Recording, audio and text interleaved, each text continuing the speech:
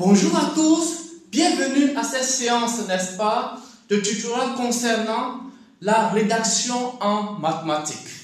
Alors, aujourd'hui, je vais vous entretenir sur comment introduire ce dont on parle. Lors, n'est-ce pas, de la composition en mathématiques, on utilise toujours des normes. Et il faut savoir introduire ces nombres-là, n'est-ce pas, dans notre rédaction. Alors, comment faire? Alors, pour cela, il faut savoir qu'il faudra introduire toutes les variables utilisées, même si elles sont définies, n'est-ce pas, dans l'énoncé. Alors, chacun me dit, mais c'est déjà défini dans l'énoncé, pourquoi est-ce que je dois en parler? Oui, il faudra en parler pour ne pas que le professeur soit obligé de remonter dans l'énoncé pour voir ce dont tu parles. D'accord? Donc, il faudra toujours, n'est-ce pas, introduire les variables utilisées, même si elles sont définies, n'est-ce pas, dans l'énoncé. Par exemple, si nous devons introduire un nombre, n'est-ce pas, relatif non nul quelconque, on peut écrire, par exemple, soit z appartenant, n'est-ce pas, à z étoile, ou bien pour tout z appartenant, n'est-ce pas, à z étoile. Voilà un peu comment est-ce qu'on introduit une variable, n'est-ce pas, dans notre rédaction. Alors ici, j'ai mis un signe d'annotation, de danger. Si par exemple, l'on écrit ils sont opposés, le professeur va dire qui ça? Quels sont ceux qui sont opposés? L'élève va me répondre les deux nombres.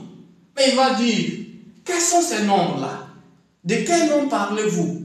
Donc voilà un peu comment il est important de toujours introduire les nombres ou toujours introduire ce dont on parle.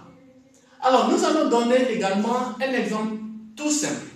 Supposons que vous avez une fonction f de x et vous avez calculé la dérivée et vous avez trouvé les zéros, n'est-ce pas, de la dérivée.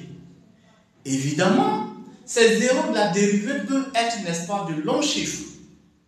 Alors, qu'est-ce qu'on va écrire? On va simplement dire, posons x1 égale par exemple à 1 plus racine de 5 sur 2 et x2 égale à 1 moins racine de 5 sur 2. Voilà un peu, donc x1 et x2 ont été définis, ont été déjà introduits, n'est-ce pas, dans notre écrit, dans notre rédaction. Comme ça, si le professeur les rencontre, n'est-ce pas, dans le tableau des variations, il ne sera pas surpris. Voilà. Voilà un peu comment est-ce qu'on peut définir ou introduire, n'est-ce pas, ce dont on parle dans notre rédaction.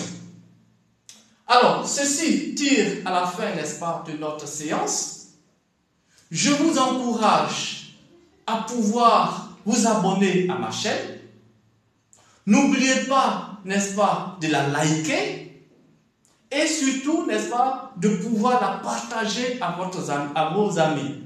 Cela va m'encourager, cela va me motiver à pouvoir créer d'autres vidéos, d'autres séances comme celui-là qui va vous permettre d'être excellent en mathématiques. Donnez-moi juste un coup de pouce. Merci.